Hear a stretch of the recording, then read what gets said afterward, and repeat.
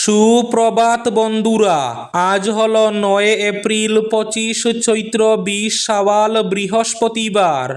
আজকের সকালের বিশেষ বিশেষ খবরগুলি হলো: বুটের আগের রাতে ভয়ঙ্কর ঘটনা, জোরহাটে কংগ্রেসের সংখ্যালঘু নেতা খুন, তীব্র চাঞ্চল্য, কড়া নিরাপত্তার মধ্যে দিয়ে শুরু হয়েছে ভোট গ্রহণ, শাসনভার কার হাতে, উজান উত্তর নির্ণায়ক, ডিলিমিটেশনের প্রভাব, 722 জন প্রার্থীর ভাগ্য পরীক্ষা আজ, শান্তিপূর্ণ ভোটের জন্য তৈরি প্রশাসন।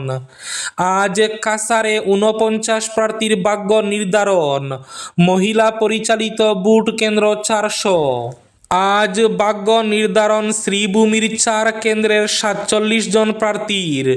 গণতন্ত্রের উৎসবে সামিল হবেন 9,42,000 ভোটার। হাইলাকান্দির 2টি কেন্দ্রে 27 জন প্রার্থীর ভাগ্য নির্ণয়। কড়া নিরাপত্তায় জেলার 623 কেন্দ্রে আজ ভোট গ্রহণ শুরু। আজ ভোট, পাতারকান্দিতে সতর্ক রয়েছে প্রশাসন, কাসারেও কড়া নিরাপত্তা, জোরদার তল্লাশি। আজ ভোট গ্রহণে যেতে কি কি নথি লাগবে বিস্তারিত থাকবে প্রতিবেদনে। আজ দক্ষিণ করিমগঞ্জে আজিজ আমিনুর ইকবালদের ভাগ্য নির্ধারণ, নির্ণায়ক হয়ে উঠতে পারে হিন্দু ভোটই। আজ ভোট গ্রহণে উত্তর করিমগঞ্জে জয় নিয়ে আশাবাদী কংগ্রেস বিজেপি উভয় দলই। দাদুর বাড়িতে বেড়াতে গিয়ে আর বাড়ি ফেরা হলো না এক নাবালকের। দাদুর বাড়িতে কাঁঠালতলির নাবালকের রহস্য মৃত্যু, সন্দেহ খুন। ভোটের আগের দিন বিস্ফোরক অভিযোগ, বহিরাজ্যের লোক এনে ভোটে প্রভাবের চেষ্টা, দাবি কংগ্রেস প্রার্থী মীরা বরঠাকুরের। হিমন্ত বিশ্ব শর্মা এবং তার স্ত্রীকে ঘিরে ফের বিস্ফোরক অভিযোগ পবন খেরার। বিস্তারিত থাকবে প্রতিবেদনে। অসম বিধানসভা নির্বাচনের প্রাক্কালে গতিবিধি পর্যবেক্ষণে অটোরিকশাতেও জিপিএস। ভোটের জন্য অন্য রাজ্য থেকে 2000-এর বেশি বাস অসমে। বিধানসভা নির্বাচন উপলক্ষে সমগ্র রাজ্যের সঙ্গে আজ বরাক উপত্যকায়ও বেসরকারি কার্যালয়, পৌর প্রতিষ্ঠান, শিক্ষা প্রতিষ্ঠান, ব্যাংক সহ সব কিছু বন্ধ। এবং থাকবে আজকের বরাক উপত্যকার 3 জেলার আবহাওয়ার খবর। তাহলে বিস্তারিত খবরে যাওয়ার আগে অবশ্যই ভিডিওটিতে একটি লাইক করে চ্যানেলটি সাবস্ক্রাইব করে পাশের বেল আইকনটি বাজিয়ে রাখবেন এবং ফেসবুক পেজটি ফলো করে ভিডিওটি অবশ্যই শেয়ার করবেন যাতে সঠিক তথ্যগুলো সবার কাছে পৌঁছাতে পারে। এবার শুনুন আজকের খবরগুলির বিস্তারিত। প্রথম খবর, ভোটের আগের রাতে ভয়ঙ্কর ঘটনা। ভোটের আগের রাতে জোরহাটে কংগ্রেসের সংখ্যালঘু নেতা খুন, তীব্র চাঞ্চল্য। আজ রাজ্যে অনুষ্ঠিত হচ্ছে অসম বিধানসভা নির্বাচনের ভোট গ্রহণ। তার আগের রাতেই জোরহাটে এক ভয়ঙ্কর ঘটনায় চাঞ্চল্য ছড়িয়েছে। দুর্বৃত্তদের হাতে খুন হয়েছেন কংগ্রেসের সংখ্যালঘু বিভাগের সভাপতি আমির আলী। তিনি তিয়ক কেন্দ্রের টেকরগড়া ব্লকের সংখ্যালঘু বিভাগের দায়িত্বে ছিলেন। জানা গেছে, কোকিলামুখ এলাকার মতাউরির উপর থেকে আমির আলীর মৃতদেহ উদ্ধার করা হয়। তার দেহের বিভিন্ন স্থানে আঘাতের স্পষ্ট চিহ্ন মিলেছে। ঘটনাকে কেন্দ্র করে এলাকায় ব্যাপক উত্তেজনা ছড়িয়েছে। পুলিশ ঘটনার তদন্ত শুরু করেছে এবং দোষীদের খুঁজে তল্লাশি চালানো হচ্ছে। শাসনভার কার হাতে, উজান উত্তর নির্ণায়ক। আজ রাত পোহালেই ভোট শুরু হয়েছে। আগামী 5 বছর রাজ্যে শাসনের ভার কার হাতে থাকবে সেটা নির্ধারিত হচ্ছে। গত 10 বছর ধরে ক্ষমতায় রয়েছে বিজেপি জোট সরকার। তাই আজ ভোট বিজেপির কাছে ক্ষমতায় টিকে থাকার চ্যালেঞ্জ। আবার টানা 10 বছর ধরে ক্ষমতা থেকে দূরে থাকা কংগ্রেসের কাছে চ্যালেঞ্জ হচ্ছে ক্ষমতায় ফিরে আসা। কিন্তু ডিলিমিটেশনের ফলে মুসলিম ভোটারদের আধিপত্য খর্ব হওয়া এবং লক্ষ লক্ষ সুবিধাভোগীর প্রভাবের সঙ্গে লড়াই করাই কঠিন হতে পারে কংগ্রেসের। এদিকে আজ কাসারে ৪৯ প্রার্থীর ভাগ্য নির্ধারণ, মোট ভোটার ১৩ লক্ষেরও বেশি, মহিলা পরিচালিত ভোট কেন্দ্র ৪০০। আজ বৃহস্পতিবার সকাল থেকেই শুরু হয়েছে ভোট গ্রহণ। সকাল ৭টা থেকে রাজ্যের সবকটি বিধানসভা কেন্দ্রের সঙ্গে কাসারের ৭ বিধানসভায় ভোট গ্রহণ প্রক্রিয়া শুরু হয়েছে। নির্বিঘ্ন এবং স্বচ্ছ নির্বাচন অনুষ্ঠিত করতে তৈরি নির্বাচন কমিশন।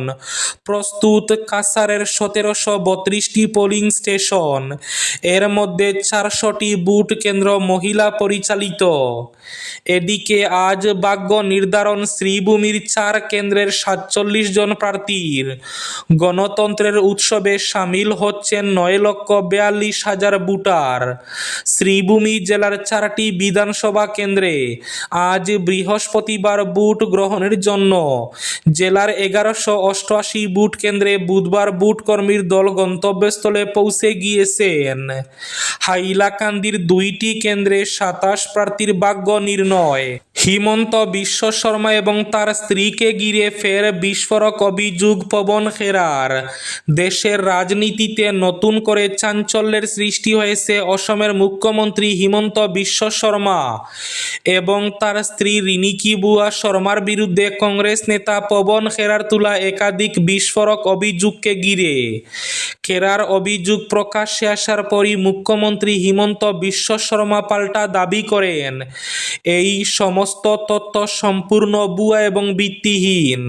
তার অভিযোগ, কংগ্রেস যে রিনিকি বুয়া শর্মার পাসপোর্ট দেখিয়েছে তা জাল এবং এই তথ্য পাকিস্তান থেকে সরবরাহ করা হয়েছে। ইতিমধ্যে পবন খেরার বিরুদ্ধে আইনি পদক্ষেপ নিয়েছেন রিনিকি বুয়া শর্মা। মঙ্গলবার অসম পুলিশের একটি দল খেরাকে আটক করতে দিল্লির তার বাসভবনে পৌঁছালেও তিনি তখন বাড়িতে ছিলেন না। এরপর মুখ্যমন্ত্রী মন্তব্য করেন, খেরা পালিয়ে বেড়াচ্ছেন এবং অসম পুলিশ তাকে যেখানেই থাকুক না কেন খুঁজে বের করবে। যদিও তার হায়দ্রাবাদে পালিয়ে যাওয়ার অভিযোগ উঠলেও তা এখনো নিশ্চিত নয়। এদিকে বুধবার অজ্ঞাত স্থান থেকে সামাজিক মাধ্যম এক্সে একটি ভিডিও প্রকাশ করেন পবন খেরা। সেখানে তিনি ফের মুখ্যমন্ত্রীকে আক্রমণ করে বলেন, অসম পুলিশ নয়, এই সব কাজ করাচ্ছেন মুখ্যমন্ত্রী হিমন্ত বিশ্ব শর্মা এবং কেন্দ্রীয় স্বরাষ্ট্রমন্ত্রী অমিত শাহ। দিল্লিতে আমার বাড়িতে প্রায় ১০০ জন পুলিশ পাঠানো হয়েছিল। আমি তখন বাড়িতে ছিলাম না। আমার প্রয়াত বোনের একটি ব্যবহৃত না হওয়া ফোন, একটি পুরনো ল্যাপটপ এবং একটি আইপ্যাড পুলিশ নিয়ে যায়। 2টি পেন ড্রাইভ নেওয়ার কথাও বলা হয়েছে, কিন্তু সেগুলি কোথা থেকে এলো বা কে নিয়ে এলো তা আমি জানি না। খেরা আরও বলেন, আমি যেখানেই যাই মনে করা হচ্ছে আমি পালিয়ে বেড়াচ্ছি এবং সেখানে পুলিশ পাঠানো হচ্ছে। কংগ্রেস শুধু কিছু প্রশ্ন তুলেছে, সেই প্রশ্নের উত্তর দেওয়ার বদলে আমাদের চুপ করানোর চেষ্টা চলছে। আমরা যে তথ্য পেয়েছি তার তদন্ত হওয়া উচিত। ভুল করলে শাস্তি দিন, কিন্তু ভয় দেখিয়ে চুপ করানো যাবে না। তিনি আরও যোগ করেন, ভয় দেখানো আপনার স্বভাব হতে পারে, কিন্তু ভয় পাওয়া আমাদের স্বভাব নয়। আমি কংগ্রেসের একজন কর্মী, রাহুল গান্ধীর সৈনিক, তাই ভয় পাই না। আমরা শুধু চাই এই তথ্যগুলির নিরপেক্ষ তদন্ত হোক। খেরা অভিযোগ করেন, আমাদের দলের সর্বভারতীয় সভাপতির বিরুদ্ধে মুখ্যমন্ত্রী যে কটূক্তি করেছেন তা কি অসমের মানুষ মেনে নেবেন? একটি প্রাচীন সংস্কৃতির রাজ্যে এমন আচরণ অত্যন্ত অশুভনীয়। পবন খেরা আরও দাবি করেন, আরও একটি তথ্য এসেছে, আপনার এক পুলিশ আধিকারিক ভাইয়ের পরিবার দুবাইয়ে থাকে, যেখানে স্কুলের ফি বছরে কমপক্ষে ২১ লক্ষ টাকা। এটি কি সত্যি? আপনি শুধু নির্বাচনে ব্যস্ত আর আমরা অসমের মানুষের সমস্যা নিয়ে চিন্তিত। এই ঘটনাকে ঘিরে রাজনৈতিক মহলে তীব্র বিতর্ক তৈরি হয়েছে। এখন নজর তদন্ত এবং পরবর্তী প্রশাসনিক পদক্ষেপের দিকে। বুট গ্রহণের ঠিক আগের দিন দিশপুর বিধানসভা কেন্দ্রের কংগ্রেস প্রার্থী মীরা বরঠাকুর এক চাঞ্চল্যকর অভিযোগ সামনে আনলেন। তিনি দাবি করেছেন বহিরাজ্য থেকে লোক এনে বুটে প্রভাব খাটানোর চেষ্টা চলছে। একটি ভিডিও বার্তায় মীরা বরঠাকুর জানান, উত্তরপ্রদেশের দিলরাজ সিং নামে এক ব্যক্তি, যিনি নিজেকে আইআইটি গৌহাটির সঙ্গে যুক্ত বলে পরিচয় দেন, তাকে ফোন করে জানতে চান তিনি কি ভোটার চান।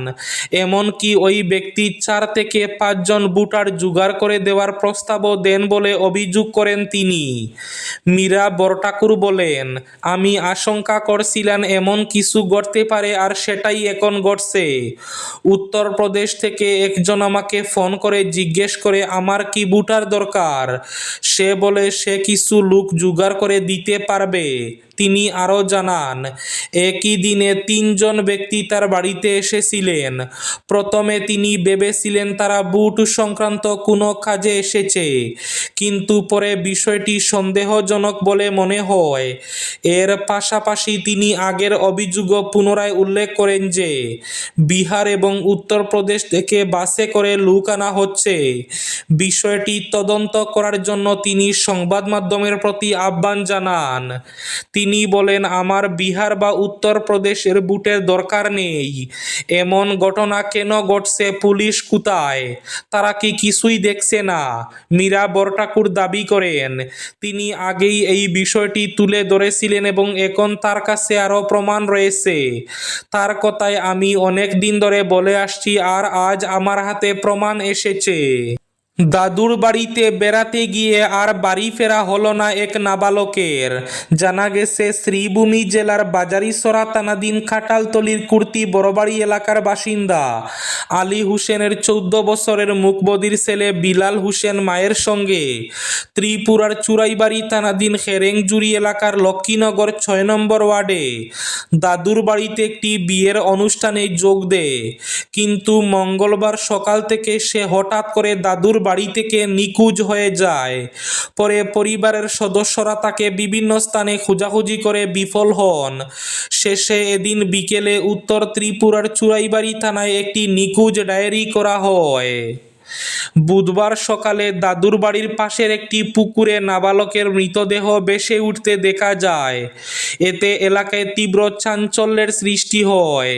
খবর পেয়ে চুরাইবাড়ি থানার পুলিশ ও প্রেমতলা দমকল বাহিনী ঘটনাস্থলে পৌঁছে মৃতদেহ উদ্ধার করে কদমতলা প্রাথমিক স্বাস্থ্যকেন্দ্রে নিয়ে গেলে চিকিৎসকরা তাকে মৃত বলে ঘোষণা করেন।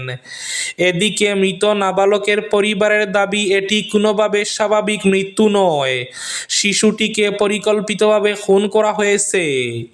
আজ দক্ষিণ করিমগঞ্জে আজিজ আমিনুর ইকবালদের ভাগ্য নির্ধারণ। নির্ণায়ক হয়ে উঠতে পারে হিন্দু বুটই। আজ রাত পোহাতেই শুরু হয়েছে বুট পর্ব সুষ্ঠুভাবে সম্পন্ন করতে প্রশাসন যেমন প্রস্তুতি নিচ্ছে, তেমনি জনতা জনার্দনও প্রস্তুত তাদের পছন্দের প্রার্থী চয়ন করতে। জেলার অন্যান্য সমষ্টির মতো 124 নম্বর দক্ষিণ করিমগঞ্জ বিধানসভা আসনেও টগবগ করছে রাজনৈতিক উত্তাপ। প্রচার শেষে প্রার্থী এবং তাদের সমর্থকরা বিভিন্ন কৌশল অবলম্বন করছেন ভোটারদের মন জয় করার জন্য।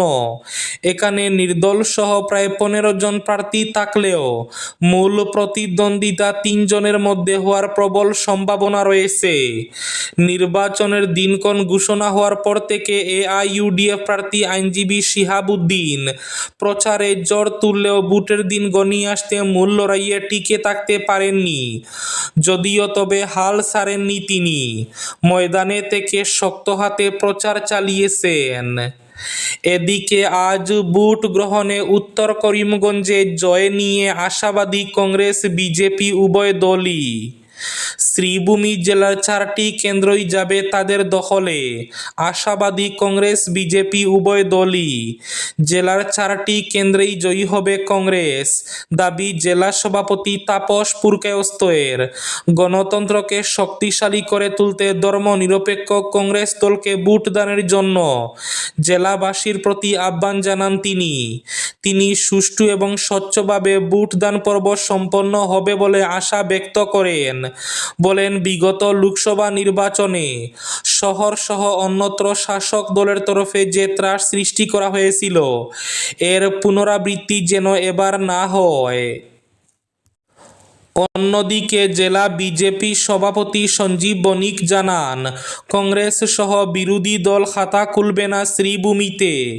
তিনি বলেন, দক্ষিণ করিমগঞ্জে এনডিএ জোটের অগপ প্রার্থী জয়ী হবেন, আর উত্তর করিমগঞ্জ, রামকৃষ্ণনগর এবং পাতারকান্দিতে স্বচ্ছন্দে জয়ী হবেন বিজেপি প্রার্থীরা।